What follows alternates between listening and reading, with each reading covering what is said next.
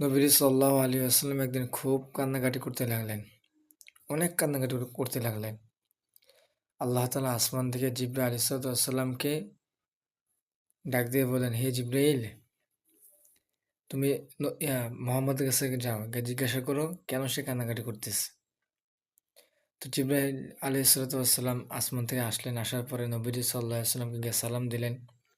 সালাম দিয়ে জিজ্ঞাসা করলেন, "কেন আপনি কান্নাকাটি করতেছেন?" তিনিও গিয়ে দেখতেছেন যে নবীজি সাল্লাল্লাহু আলাইহি ওয়াসাল্লাম অজোরে অনেক কান্নাকাটি করতেছেন।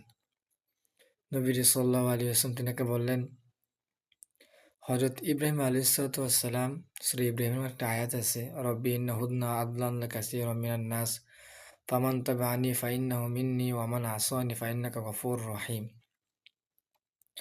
ইব্রাহিম আলাইহিসসালাম আল্লাহর কাছে বলতেছে, হে আল্লাহ, এই মূর্তি প্রতিমাগুলো আমার এই উম্মতের অধিকাংশকে গোমরাহ করে ফেলছে, ধ্বংস করে ফেলছে। যাদেরকে দাওয়াত দেওয়া হয়েছে, যারা কবুল করেছে তারা তো আমারই দলের অন্তর্ভুক্ত, কিন্তু যারা কবুল করে নাই, আল্লাহ আপনি তো ক্ষমাশীল দয়ালু, তাদেরকে আল্লাহ আপনি মাফ করে দিন। নবী সাল্লাল্লাহু আলাইহি ওয়াসাল্লাম এই আয়াতটা পড়তেছেন আর কান্নাকাটি করতেছেন। আরেকটা আয়াত পড়তেছেন, ইন তুআযিবহুম ফাইন্নাহুম ইবাদুক ওয়া ইন তাগফির লাহুম ফাইন্নাকা আনতাল আজিজুল হাকীম। হযরত ঈসা আলাইহিস সালাম আল্লাহর কাছে এই আয়াত পড়ে কান্নাকাটি করতেন তার উম্মতের জন্য। ঈসা আলাইহিস সালাম বলতেন, আল্লাহ, তাদেরকে যদি আপনি শাস্তি দেন, তারা তো আপনারই বান্দা।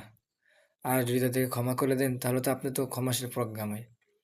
এই আয়াতগুলো পড়তেন আর নবী সাল্লাল্লাহু আলাইহি ওয়াসাল্লাম ওইদিন পড়েন আর খালি কান্নাকাটি করেন। অনেক কান্নাকাটি করে, মানে বলা বাহুল্য।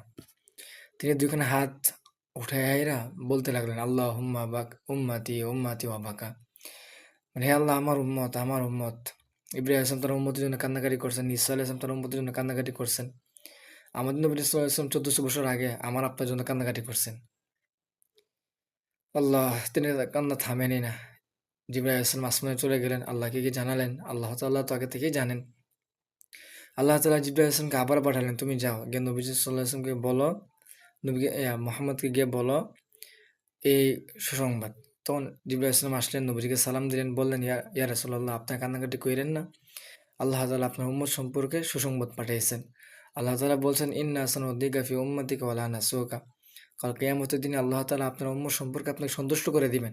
আপনি কান্নাকাটি কইরেন না। আমাদের নবী সাল্লাল্লাহু আলাইহি ওয়াসাল্লাম ১৪০০ বছর আগে আমাদের জন্য কান্নাকাটি করছেন, আমাদের ফিকির করছেন। আর আমরা কিনা নবীর সুন্নতকে ছাইড়া দিলাম।